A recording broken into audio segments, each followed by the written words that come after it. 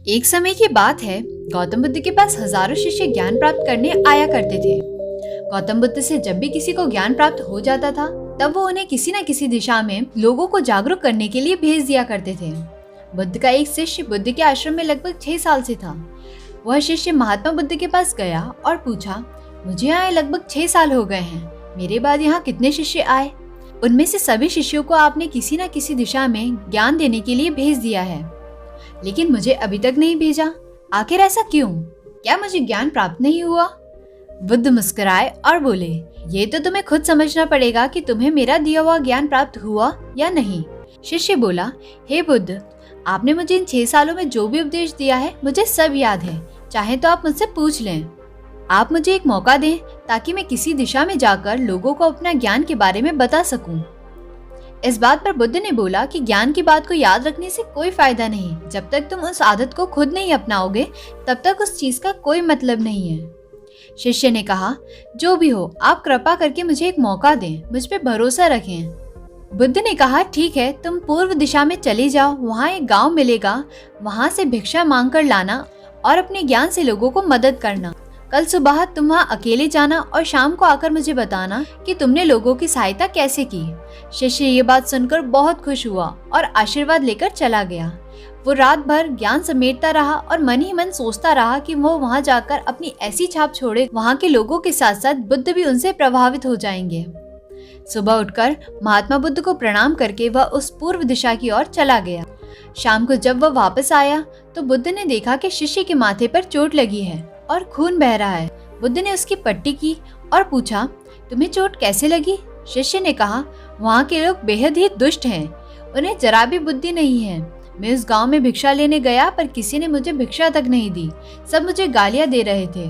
एक व्यक्ति ने भिक्षा तो दी, लेकिन उसे नीचे फेंक कर कहा, इसे उठा लो। मैंने उन्हें काफी समझाया, लेकिन वो मेरी बात सुनने को तैयार नहीं थे। उन्होंने मेरे साथ हाथापाई की, जिससे मुझे चोट लग गई। बुद्ध, आप मुझे दूसरी जगह भेजिए जहाँ के लोग ज्ञानी हों, वो इस तरह के ना हो। बुद्ध शिष्य की बात सुनकर मुस्कुराए और बोले, अगर दूसरे गांव में भी ऐसे ही लोग हुए तो तुम क्या करोगे?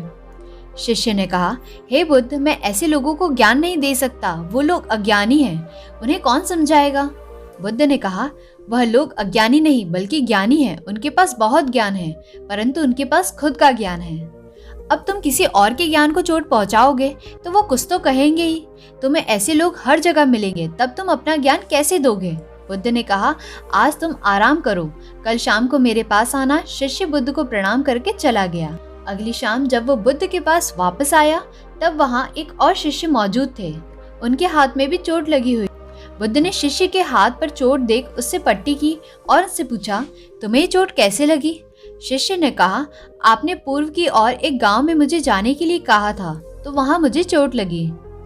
बुद्ध ने कहा, वहाँ तुम्हारे साथ क्या क्या हुआ, तुम मुझे बताओ। शिष्य ने कहा, वहाँ पर मैंने सबसे भिक्षा मांगी, लेकिन मुझे किसी ने भिक्षा नहीं दी। एक व्यक्ति था जिसने मुझे भिक्षा दी, लेकिन उसने भी भिक्षा मुझे फेंक कर दी और कहा, उसे उठा लो। तो मैंने उठाकर अपने झोले में रख लिया और सफल होने का आशीर्वाद दिया। तब उस व्यक्ति ने मुझसे कहा, आप बड़े अजीब लगते हो, मैं आपका अपमान कर रहा हूँ और आप मुझे आशीर्वाद दे रहे हो। तो मैंने उससे कहा कि आप दानी हो, आपने मुझे दान दिया है, इसलिए मैं आपको आशीर्वाद दे रहा हूँ। फिर मैं आगे गया तो वहाँ कुछ लोगों ने मुझे वापस जाने के लिए कहा। उन्होंने मुझे कुछ अपशब्द कहे और मुझ पर पत्थर भी फेंके, जिससे मुझे ये चोट लग गई। और अब जब मैं वापस आ रहा था, तब रास्ते में मैंने एक माँ को रोते हुए देखा। वह अपने बीमार बच्चे को लेकर चिंतित थी। मैं तुरंत जंगल जाकर उसके लिए जड़ी बूटी लाया, लेकिन वहाँ के लोग मुझे जड़ी बूटी नहीं देने दे रहे थे। फिर मैंने उनसे विनती की कि वो मुझे उस बच्चे का इलाज करने दे, उसके बाद वो जैसा कहेंगे मैं वैसा ही करूँगा।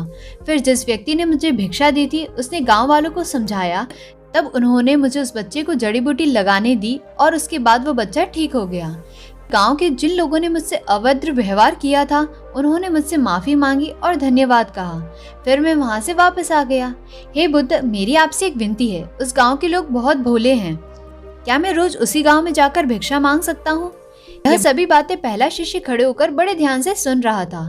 उसने यह सुनते ही बुद्ध के चरणों में गिरकर कहा, तो मैं समझ गया कि मैं अभी उस लायक नहीं हूँ कि मैं दूसरों को ज्ञान दे सकूं। बुद्ध ने कहा, हमें बाहर वैसे ही लोग दिखाई देते हैं जैसे हम अंदर से होते हैं।